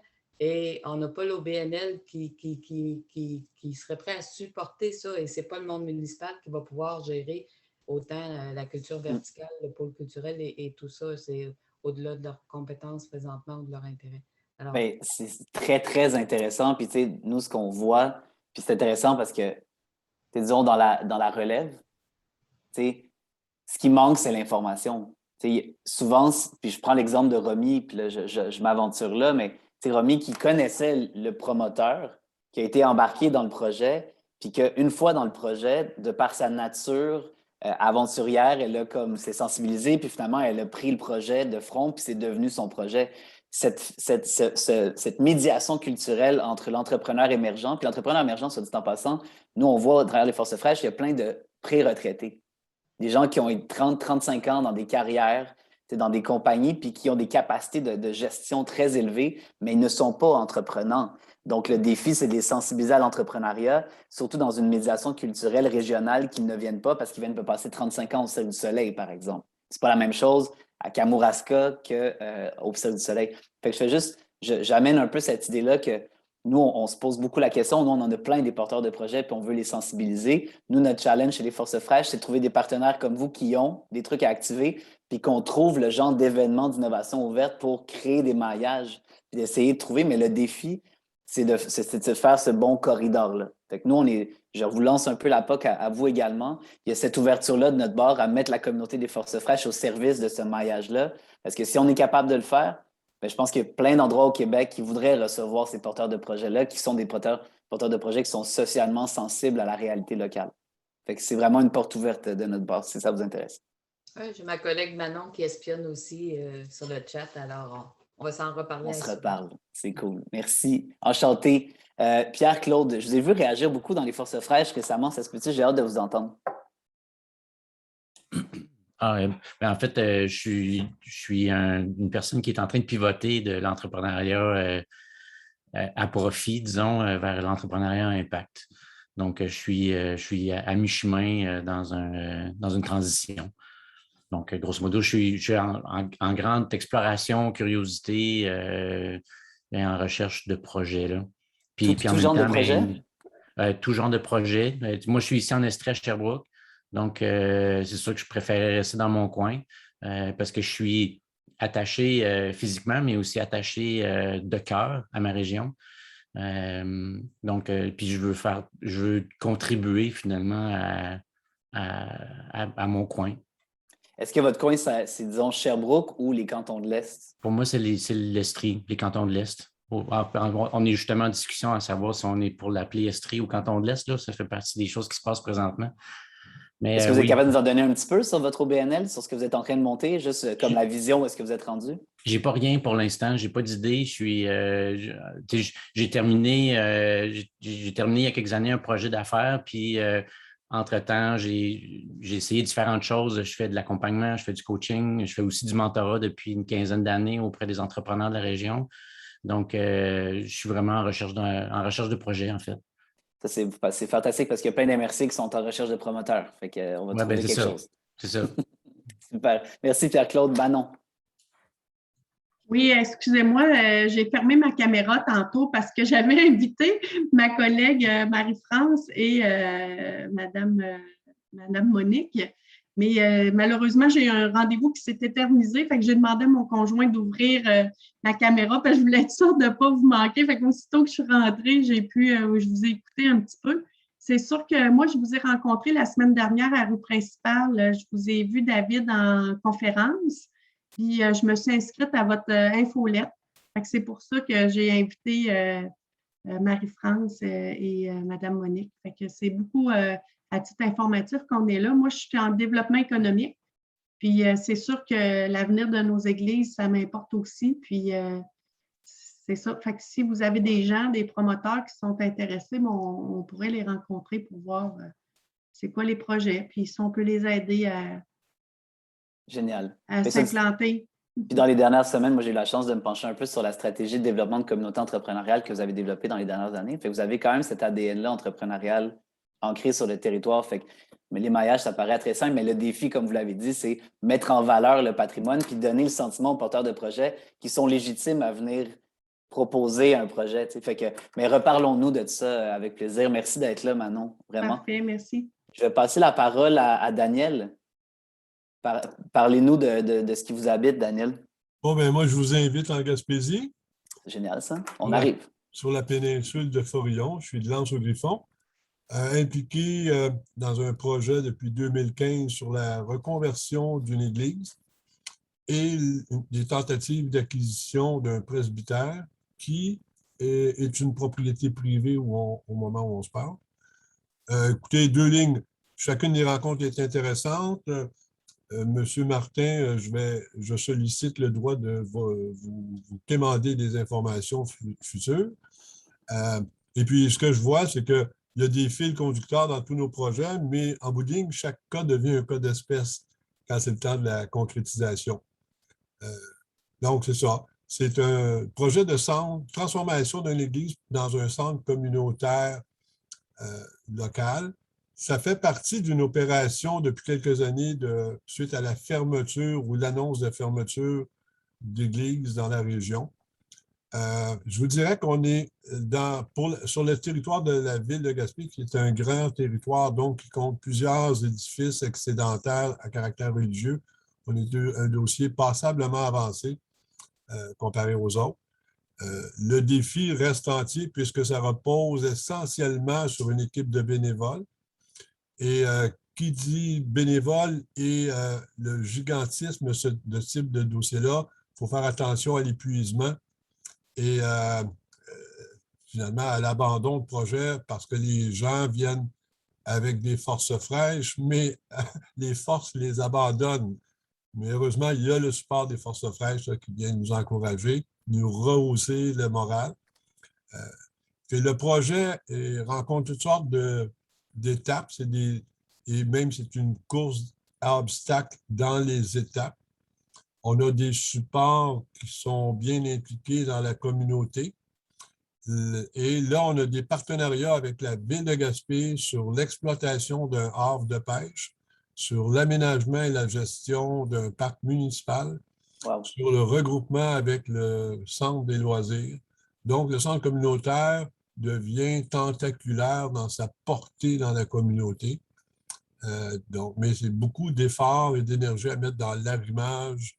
Et puis, bien, écoutez, comme vous aussi, on est en période d'élection municipale. Donc, il y a un laissé sur pause sur certains dossiers en attendant la nomination du prochain conseil. En attendant, mais on scrute toutes les avenues. Et puis, je le répète encore, moi déjà, il y a eu plein d'idées que j'ai notées. C'est toujours enrichissant, mais on garde le lien avec les partenaires pour le développement de ces projets-là, puis l'ajout des énergies, des synergies dans ce qu'on a comme démarche avec tout le monde. Fantastique. Daniel, juste par curiosité, est-ce que vous êtes au courant du Hub de l'Est, qui est une mise en réseau des coworking de l'Est du Québec à partir de Rimouski jusqu'à Baie-des-Chaleurs? Franchement, non. Parce qu'il y a une communauté de porteurs de projets qui sont en train de s'organiser, plus au niveau startup, technologie, tout ça, mais qui sont en lien avec des espaces. Natacha, est-ce que vous avez 2 secondes peut-être pour vous présenter?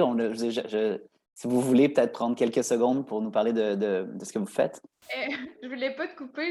Il n'y a pas de problème si on voulait donner la parole. J'ai jusqu'à 20, mais en fait, moi, je suis encore en mode exploratoire. En ce moment, j'ai déjà eu des entreprises, puis en ce moment, je suis dans le milieu très corporatif, puis je veux revenir en entrepreneuriat. Puis pour moi, mon projet, c'était vraiment quand j'ai habité 4 ans à Copenhague, puis là-bas, les églises étaient très milieu communautaire, donc il y avait toutes sortes d'activités créatives, des soupers communautaires, tout ça. C'est sûr que c'était un peu une des inspirations que j'aurais. J'aimerais redynamiser là, les villages, un peu comme on voit dans l'exemple de Fredericksburg en Estrie. Puis en fait, moi, mon copain, il reprend la terre familiale de son côté dans le coin de Bury, fait que dans le coin de Sherbrooke. Puis on fait du poiré, en fait, du poiré bio. Fait que naturel. J'essaie de voir où j'aurais une espèce de dynamique entre les deux, entre le village, puis avec cette belle rencontre-là, le samedi, de me tenir beaucoup plus proche des organismes communautaires puis les organismes du milieu, là, puis les parties prenantes à suivre. Mais pour l'instant, je connais, il y a quelques petites chapelles intéressantes où je pourrais louer pour faire des événements entre-temps. C'est surtout aussi de voir comment je peux décrocher de mon emploi très global à devenir vraiment entrepreneur puis me consacrer vraiment à ça. On a besoin de ça, Natacha. C'est génial. Si jamais tu veux laisser peut-être ton courriel dans le chat, si quelqu'un veut te contacter, oui. J'entends qu'à court terme, tu as le goût de créer des événements mobilisés, villages. Comme tu es ouverte, mais c'est de là que tu as le goût d'être. Bien, c'est ça, parce que c'est sûr que le monde agricole, avant d'être rentable, ça va nous prendre quelques années. Puis, mais en même temps, je me dis, peut-être que je veux me lancer dans un studio en ce moment parce que j'ai déjà été très créative. J'ai fait de la céramique, des bijoux, j'ai fait de l'impression 3D. Fait que comment peut-être créer un petit studio puis offrir des cours dans le coin, des séances, mettons, céramique un week-end, on fait de la céramique, des retraites de yoga, etc., pour vraiment venir faire un écosystème créatif. Parce que je trouve que c'est ça, tu n'es pas loin du quartier artisan. Je vais regarder ça. Puis je vais te contacter sur Martin. D'ailleurs, Natacha, je suis content de te rencontrer. Tu es la gagnante de notre nuitée à Saint-Adrien. Fait que félicitations. Oui, merci. J'habite pas loin, puis on a un autre projet, mais ça, c'est un autre affaire. Merci. Merci d'être venue, Natacha, vraiment. Au plaisir de te revoir. Je vais peut-être aussi passer la parole à Hugo. Je suis vraiment content que tu sois là, Hugo. On n'a pas eu encore la chance de t'entendre, mais qui porte un projet de pack-sac, de mise en réseau d'auberges de jeunesse. Fait que Hugo, présente-toi, s'il te plaît. Oui, bonjour. Hugo Leblanc-Dufour. Moi, j'habite à Baie-Saint-Paul depuis 4 ans. C'est ça, j'ai parti là, il y a, disons, 2 ans. J'ai commencé à travailler sur un projet qui est PACSAC, qui est un réseau d'auberges de jeunesse. Cette idée-là est née du fait que j'ai parti moi-même une auberge de jeunesse à Baie-Saint-Paul, l'auberge des Balcons. Puis, je vais y revenir parce que c'est très pertinent dans le contexte de la discussion. Puis, dans le fond, PACSAC, c'est ça, j'ai créé ça parce que je trouvais qu'il manquait au Québec un outil pour une plateforme, quelque chose pour être capable de trouver les auberges de jeunesse facilement parce que c'est un type d'établissement d'hébergement quand même unique, différent des autres types, là, avec certaines valeurs ou un certain milieu de vie qui est quand même différent d'un hôtel, mettons. Puis que les gens recherchent quand les voyageurs qui voyagent dans des établissements comme ça recherchent d'autres établissements comme ça. Donc, ils préfèrent souvent voyager presque uniquement comme ça. Fait que j'ai créé ça, dans le fond, un réseau, un côté communauté d'aubergistes dont Romy fait partie remis avec l'auberge jeunesse Magog Orford, fait partie de mon projet. Fait qu'il y a vraiment un côté communauté d'aubergistes, de se mettre en lien, collaborer et tout ça. Puis aussi de communauté de voyageurs, créer une communauté de voyageurs pour créer des liens, puis par ma plateforme web, offrir des outils, toutes sortes de conseils uniques des aubergistes pour les voyageurs. Puis fait que, grosso modo, ça ressemble à peu près à ça pour Pack-Sac. Puis pour l'auberge des balcons, dans le fond, c'est un projet qu'on a commencé à travailler en fin 2016, qu'on a ouvert en juillet 2017, dans l'ancien couvent ici à Baie-Saint-Paul, qui a été repris par la ville de Baie-Saint-Paul au début de cette année-là, au début de 2017. Puis eux, ils ont décidé de reprendre le couvent, qui est un gros couvent, c'est vraiment un gros bâtiment. Ils ont repris ça, puis ils ont créé un organisme à but non lucratif pour le gérer. Puis dans ce bâtiment-là, aujourd'hui, 4 ans plus tard, il y a toutes sortes de projets, dont le nôtre, dont l'auberge du balcon, qui est aussi un OBNL, qui donc loue des espaces à cette OBNL-là qui gère le bâtiment qui est comme un peu associé à la ville. Fait que c'est ça, aujourd'hui, donc une auberge de jeunesse, il y a un café ludique et familial, il y a chacun son pain, boulangerie de Baie-Saint-Paul qui fait sa production à cet endroit-là. Il y a une autre compagnie qui fait de la production alimentaire, il y a une garderie, il y a du coworking, il y a des grandes salles à louer pour les événements, les festivals, des trucs comme ça. Il y a une grande chapelle qui est vraiment grande comme une église, là, qui est dans le bâtiment aussi, qui fait partie d'un parcours muséal qu'il y a dans le bâtiment pour l'histoire du bâtiment. Ensuite de ça, il y a un centre d'artistes. Puis rapidement de même, c'est ce qui vient à l'esprit. Fait que c'est un beau projet qui a eu ses combats à lui aussi au niveau de la ville. C'est sûr que c'est la ville qui a décidé de faire le saut à reprendre le bâtiment. Il restait une quarantaine de sœurs en 2016 qu'on a commencé à travailler sur le projet sur un bâtiment qui en accueillait à peu près 200 à certaines époques. Puis c'est ça, fait que la ville a comme repris le bâtiment, s'est fait comme donner, léguer le bâtiment par les sœurs. Fait qu'ils devaient assumer par la suite les dépenses qui sont quand même de plusieurs centaines de milliers de dollars juste en termes de chauffage et tout ça. C'est sûr qu'il y avait des peurs et des craintes du public. Il y avait des gens qui étaient contre le projet et tout ça, qui avaient peur de payer des taxes pour un bâtiment qui finalement ne serait pas rentable et que ça coûterait toujours plus cher aux contribuables. Qu'est-ce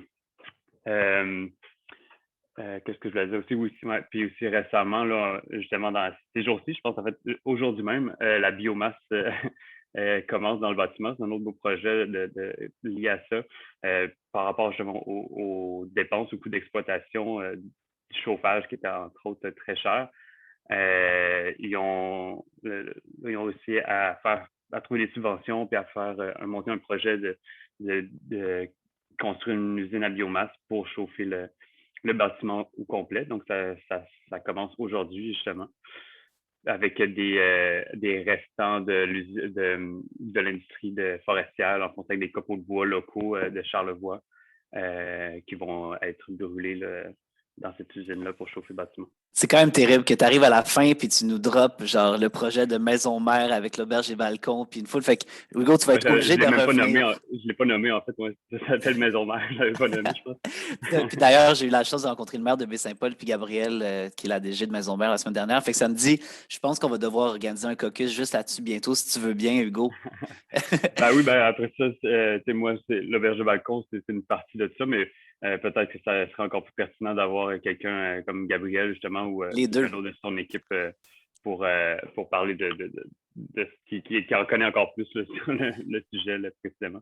Puis dis-moi, Hugo, disons, pour le mot de la fin, un défi que tu as, que ce soit à travers Pack-Sac ou à travers l'auberge des balcons, que tu puisses mettre sur la table pour qu'on puisse échanger un peu autour de ça, puis voilà. Ben, défi, ben, c'est sûr que nous aussi, avec l'auberge de balcon, on subit, si on peut dire, les frais d'exploitation qui sont assez élevés de cet immense bâtiment-là. Fait que ça, c'est quand même un défi puis ça a été un peu lancé rapidement. On se lance, on ne sait pas qu'est-ce que ça va donner. Tu sais, il y avait tellement je veux dire, mettons, Maison Mère, elle se lançait là-dedans, la ville, mais sans avoir plein de réponses qui pouvaient de toute façon pas savoir comment ça allait se développer et à quel point il allait pouvoir réduire les coûts d'exploitation et tout ça. Puis là, avec le temps, ben, ça se précise, mais ça coûte cher.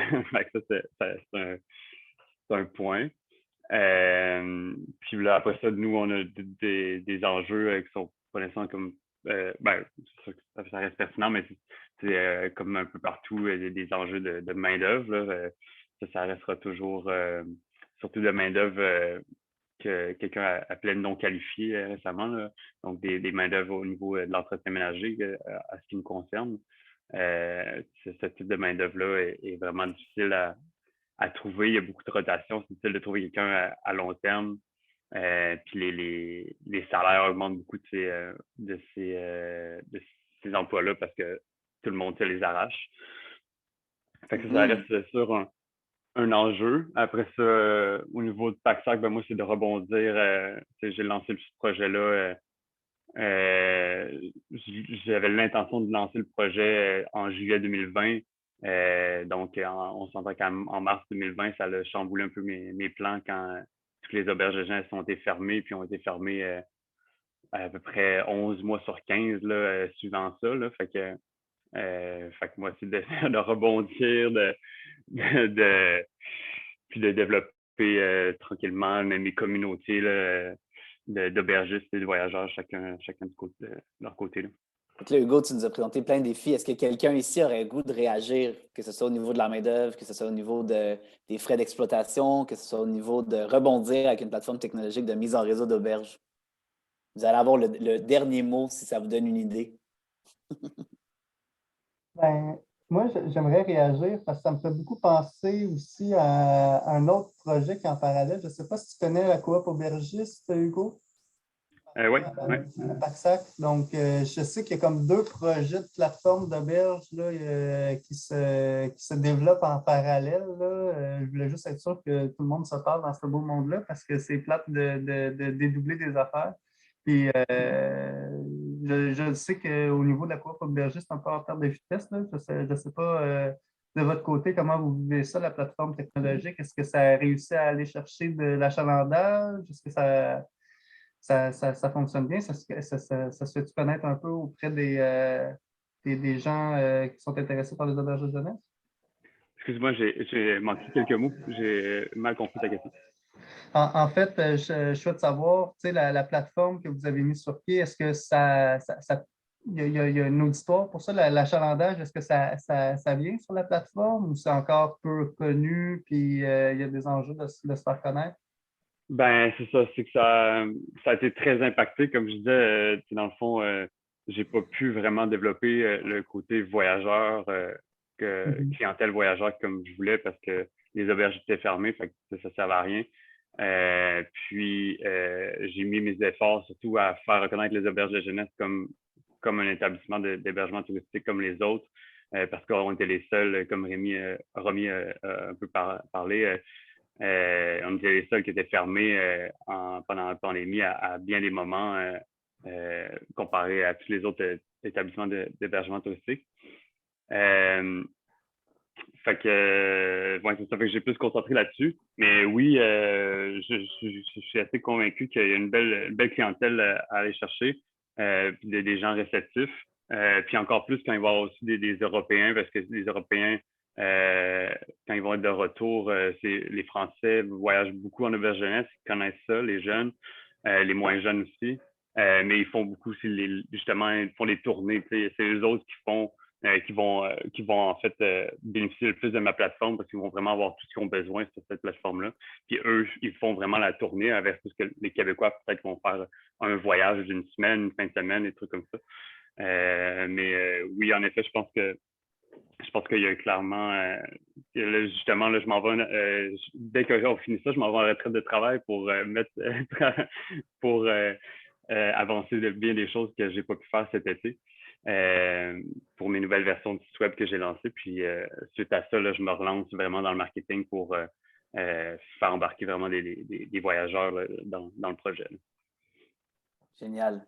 Écoutez, messieurs, dames, je vous remercie énormément de votre temps. Romy, Kenville, Girard, merci de ta précieuse participation. C'était fort intéressant. J'espère que ça t'a plu. Merci de l'opportunité, c'est le fun.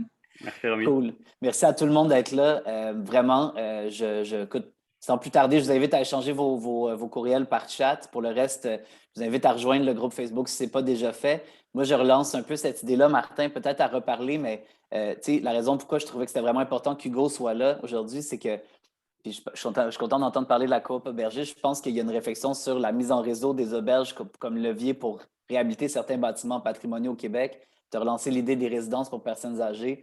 Je pense qu'il y a peut-être un cadre de réflexion à mettre en place pour ces deux modèles-là, parce que je pense que ça peut être vraiment le cœur du développement de plusieurs communautés. Fait que si vous êtes ouvert à ça, je propose que cette discussion-là se poursuive. Très ouvert. J'ai des exemples aussi pour résidences personnes âgées qu'on pourrait exploiter. Donc, on s'en reparle, David. Merci tout le monde. Bonne Oui, journée. Merci beaucoup. Salut. À la prochaine. Au revoir.